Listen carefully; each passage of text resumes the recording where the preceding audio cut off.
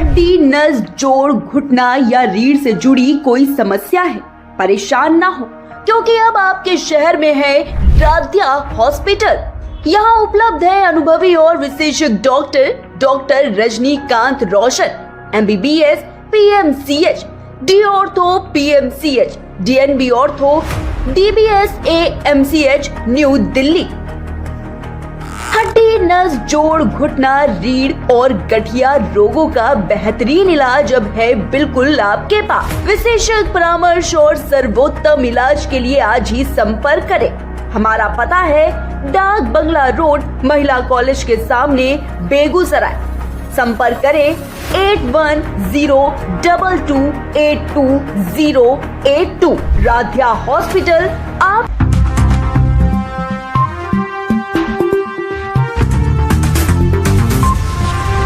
आप देख रहे हैं कि 9 भारत बिहार झारखंड डिजिटल।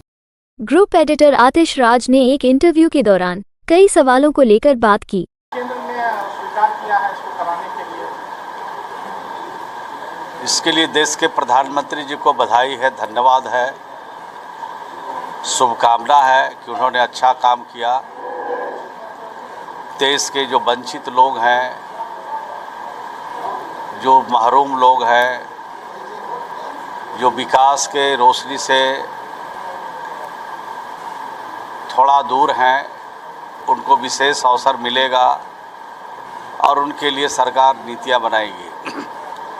लेकिन ये 1990 में बिहार के लोकप्रिय मुख्यमंत्री श्री नीतीश कुमार जी ने इस मामले को उठाया था उन्होंने, और इस मामले में छोटे से बड़े सभी नेताओं से बातचीत करके इसको आगे बढ़ाने की उन्होंने कोशिश की थी।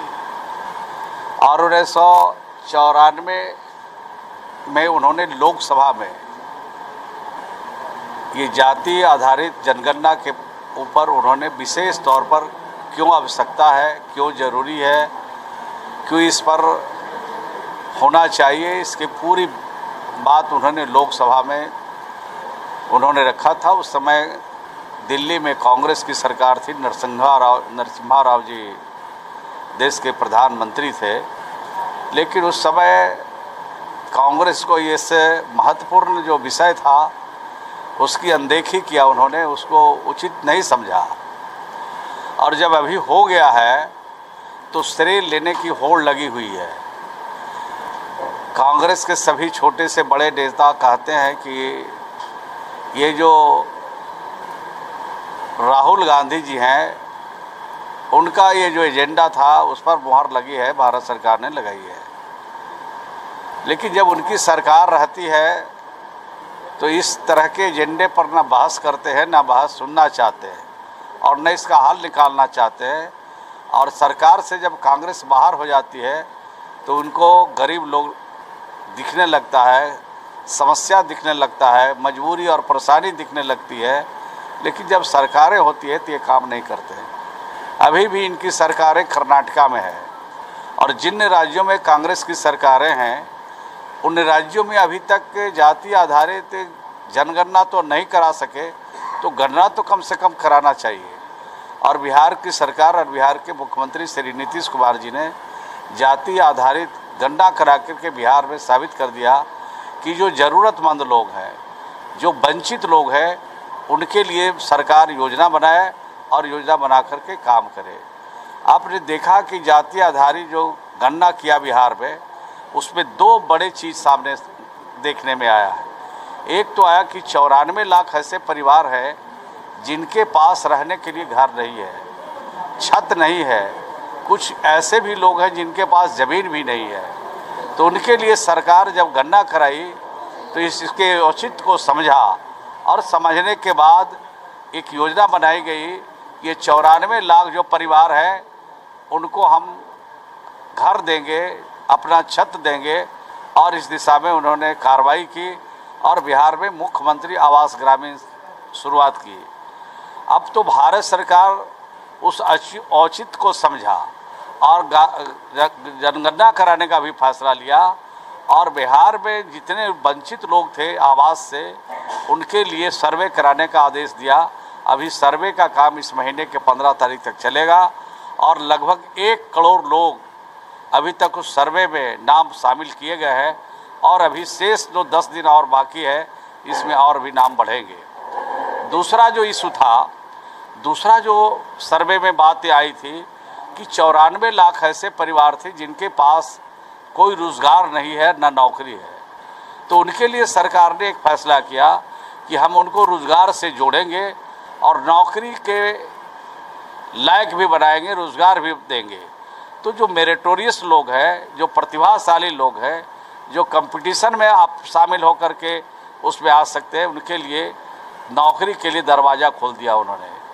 और मुख्यमंत्री ने कहा है कि वो चुनाव से पहले अभी तक 9 लाख लोगों को नौकरी हम लोग दे चुके हैं और चुनाव से पहले 12 लाख लोगों को नौकरी देंगे और 38 लाख लोगों को बिहार में रोज़गार देंगे। चुनाव से पहले ये काम बिहार में हम लोग करेंगे और रोज़गार के लिए भी उनको 2-2 लाख रुपया हम लोग दे रहे हैं। और इन परिवारों को हर हालत में, या तो रोज़गार में या नहीं तो नौकरी में, हर हालत में उनको हम लोग आगे बढ़ाना चाहते हैं। तो ये जाति आधारित गणना का फलाफल है। इसी तरह से अगर देश भर में गणना हो जाएगी, जाति आधारित जनगणना, किस जाति की क्या स्थिति है, आर्थिक क्या है, सामाजिक क्या है, शैक्षणिक क्या है, इन मुद्दों को समझने के बाद उसके लिए योजना बना करके राज्य और देश की सरकारें काम करेगी। तो मैं समझता हूँ कि गांधी और राष्ट्रपिता महात्मा गांधी का सपना, जननायक कर्पूरी ठाकुर जी का सपना, डॉक्टर राम मनोहर लोहिया का सपना और डॉक्टर भीमराव अम्बेडकर के जो संविधान में शक्तियाँ दी गई है उसका पूरा उपयोग होगा।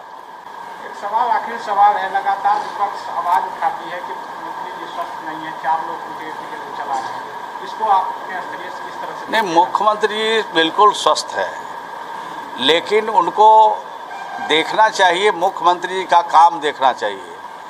उनकी जो समझ रही है, अगर मुख्यमंत्री नीतीश कुमार जी बिहार में आज मुख्यमंत्री नहीं होते तो आज बिहारी कहलाने के लायक नहीं रहता।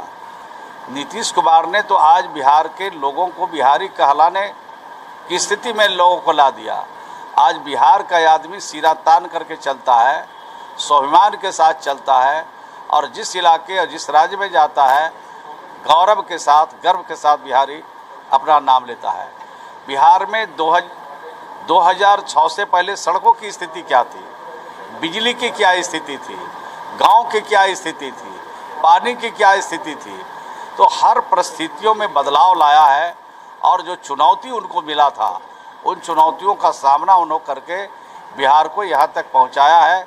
तो निश्चित रूप से बिहार के लोग आशान्वित हैं और विरोधी पक्ष के लोग को कोई काम बचा नहीं है, इसीलिए तरह तरह की बात कहते हैं, उसके बातों में कोई दम नहीं है।